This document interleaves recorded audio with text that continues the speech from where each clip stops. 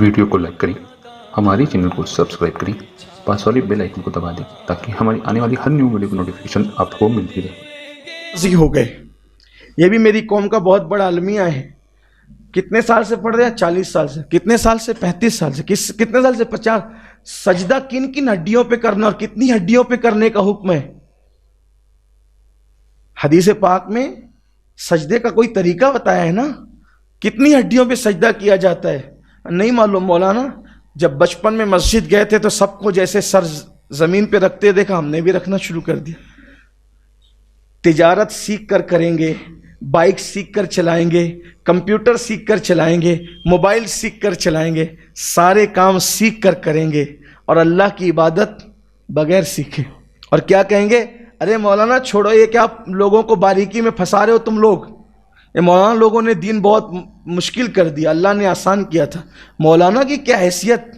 اس طرح کی بکواس کی باتیں کرتے ہو؟ ارے کیسے بھی پڑھو مولانا، اللہ قبول کرنے والا ہے۔ جب کیسے بھی پڑھو اللہ قبول کرنے والا ہے تو اس نے رسول اللہ کو کیوں بھیجا؟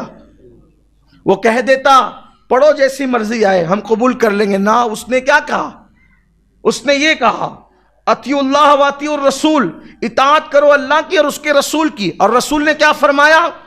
کیسے بھی پڑھو والی قبول نہیں ہوگی، صلو کما رأیتمونی اصلی، نماز ایسے پڑھو جیسے مجھے پڑھتا ہوا دیکھتے ہو، جیسے میں پڑھتا ہوں اس طرح مجھے دیکھ کر پڑھو، اپنی مرضی سے نہیں چلے گی۔ تو کہیں ہماری وضو میں کمی تو نہیں ہے، ہمارے غسل میں کمی تو نہیں ہے، ہماری نماز میں کمی تو نہیں ہے، کیونکہ ہم نے کبھی سیکھا ہی نہیں۔ آپ کو بتا دیتا ہوں، اللہ کے رسول علیہ السلام نے فرمایا مجھے 7 ہڈیوں پہ سجدہ کرنے کا حکم دیا گیا ہے۔ میں 7 ہڈیوں پہ سجدہ کرتا ہوں، 2 ہڈیاں پنجوں کی، 2 ہڈیاں گھٹنوں کی، کتنی ہو گئی؟ کتنی ہو گئی؟ 4۔ 2 ہڈیاں آپ کے ہاتھوں کی، کتنی ہو گئی؟ اور 1 ہڈی جی نہیں، ناک کی ہڈی کو تو مجازن ہڈی کہتے ہیں، اور ناک میں ہڈی جس اعتبار سے یہ پیشانی، حالانکہ ناک کا لگنا بھی، زمین پر ناک کا لگنا بھی یہ فرضے میں سجدے میں لازم قرار دیا گیا ہے۔ اگر آپ کی ناک کا یہ حصہ، آپ کی ناک کا یہ حصہ زمین سے مس نہیں ہوتا تو آپ کا سجدہ نہیں ہوتا۔ اللہ کے رسول علیہ السلام نے کہا کہ مجھے یہ پیشانی کی ہڈی گنی گئی ہے سجدے میں، ناک کی ہڈی اگرچہ نہیں گنی گئی ہے، لیکن اس کو احناف کے نزدیک سجدے میں لگانے کا حکم ہے کہ اگر آپ نے نہیں لگایا، حالانکہ جو امام شافعی، امام مالک اور دوسرے ائمہ ہیں ان کے نزدیک سجدے کے احکامات الگ ہیں، لیکن یہ 7 ہڈیوں کے قائل وہ بھی ہیں۔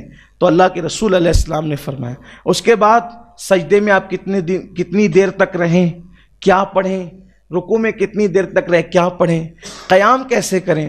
ابھی آپ پوری مسجد کو کبھی دیکھیں، نماز کوئی ہاتھ ایسے لٹکایا ہوا ہے، کوئی ایسے باندھا ہوا ہے، کوئی کسی نے کچھ پکڑا ہوا ہے، کسی نے کچھ پکڑا ہوا ہے، یعنی کہ ہماری نمازوں کا حال یہ ہو گیا۔ کوئی کھجا رہا ہے، کوئی داڑھی سے کھیل رہا ہے، کسی کی پوری بٹن کھلی ہوئی ہے۔ کتنی شرم آتی ہوگی اس وقت، بولنے بھی اچھا نہیں لگتا۔ نوجوان لڑکے، بلکہ نماز لوگوں کی فاسد ہوتی، نوجوان لڑکے آج کل کے جو نماز پڑھتے ہیں جینس پہن کر آتے ہیں، شارٹ پہنتے ہیں، جب وہ رکوع میں جاتے ہیں تو رکوع میں جانے سے تو اوپر کے کپڑے کھنچ جاتے ہیں، نیچے کے کپڑے اگر وہ بیلٹ وغیرہ لگا ہے اور کپڑے سخت ہیں وہ ایسے اٹھ جاتے ہیں، تو یہ جو کمر کی ہڈی کا حصہ ہے وہ کھل جاتا ہے، اکثر و بیشتر کھل جاتا ہے۔ اور یہ احناف کے نزدیک یہ حکم ہے کہ ستر عورت ناف سے لے کر گھٹنے تک ہے، اگر وہ نماز میں کھل جائے اتنی دیر تک کہ 3 مرتبہ سبحان اللہ کہا جا سکے، اتنا ستر عورت کا کوئی حصہ کھل جائے، نماز فاسد ہو جائے، نماز فاسد ہو، نماز گئی، ختم ہو گئی، بغیر توڑے نماز ٹوٹ گئی۔ اب بتائیں آپ کتنوں کی نماز ٹوٹتی ہے؟ کم از کم یہ ہو کہ جب مسجد میں آ رہے ہو تو اس طرح سے آؤ کہ اپنی بھی نماز بچے، دوسروں کی بھی نماز بچے۔ آپ دیکھیے وضو کرتے ہیں اور وضو کرتے کرتے جھاڑتے جھاڑتے سیدھا مسجد کے اندر چلے آتے ہیں، گناہ ہے، سخت گناہ ہے۔ مسجد کا احترام ہے، ہم پہ مسجد کا احترام واجب کیا گیا ہے کہ وضو کے پانی کے قطرات مسجد میں نہیں گرنے چاہیے، گناہ ہوگا۔ آئے تھے نیکی لینے، گناہوں کا ٹوکرا لے کے سر پہ جا رہے ہو۔ ہم آپ کو مشکل نہیں کرنا چاہتے، لیکن یہ کہ جب آپ اسکول جانے کے آداب سیکھ چکے، آفیسروں کے درمیان جانے کے آداب سیکھ چکے، تو اللہ کی بارگاہ کا ادب بھی تو سیکھ لو، کیونکہ یہ اللہ کی بارگاہ ہے جسے مسجد کہتے ہیں۔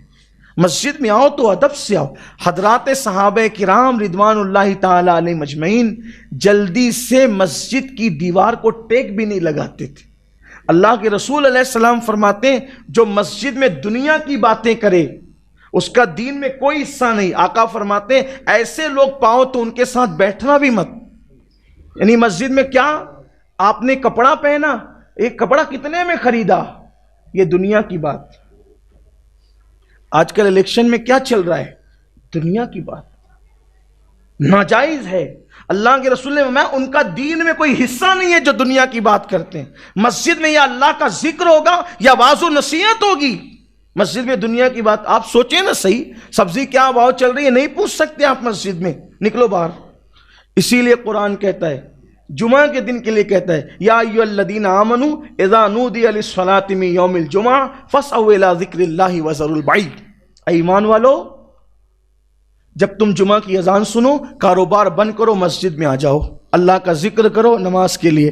جب نماز ہو جائے تب یہاں پر باتیں سٹکارتے نہیں بیٹھنا، ادھر کیا چل رہا ہے ادھر کیا چل رہا ہے۔ کیوں؟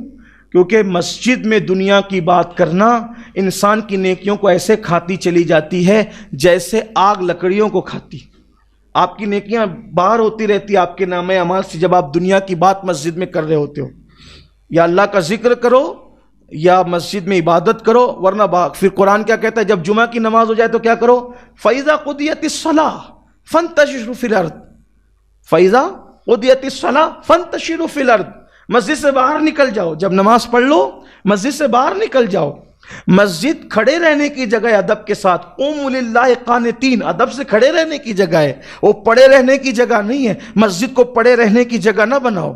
فَإِذَا قُضِيَتِ الصَّلَاةُ فَانتَشِرُوا فِي الْأَرْضِ، جب نماز پڑھ چکو مسجد سے باہر نکل جاؤ، زمین پہ پھیل جاؤ اور اللہ کا فضل تلاش کرو، یعنی اپنے کاروبار سے لگ جاؤ، دنیا کی باتیں نہیں کرنا مسجد۔ اللہ کے رسول نے فرمایا قیامت کی نشانیوں میں سے ایک نشانی ہے کہ مسجدوں کے اندر لوگ دنیا کی باتیں کریں گے، تم ان کے قریب بھی مت بیٹھنا، ان کا دین میں کوئی حصہ نہیں ہے۔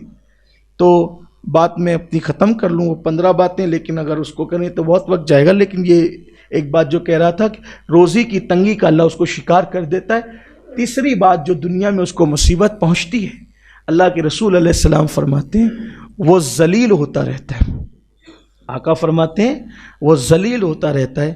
لوگ کہتے ہیں مسلمانوں کی ذلت کا سبب کیا ہے، ہم کہتے ہیں 1450 سال پہلے بیان کر دیا گیا، اسی طرف توجہ کرنے کی ضرورت ہے۔ بہت کوئی نئی چیز لانے، کوئی مفکر اب کوئی بات ہمیں نئی نہیں دے گا، کوئی مقرر ہمیں کوئی بات نہیں دے گا۔ رسول اللہ سے بڑھ کر کے فکر کرنے والا، تدبر کرنے والا، اصلاح امت کرنے والا، قوم کو جگانے والا، بیدار کرنے والا کون ہے؟ حضور نے اتنا بڑا ذخیرہ دے دیا ہے، کوئی نیا راہ عمل تیار کرنے کی ضرورت نہیں ہے، کوئی نئی باتیں لانے کی ضرورت نہیں ہے۔ حضور نے سب بتایا، سب بتایا، سب بتایا، صرف امت کو چاہیے کہ اس کی طرف توجہ کر لے۔ آقا فرماتے ہیں نماز چھوڑنے والا ذلیل ہوگا۔ ہماری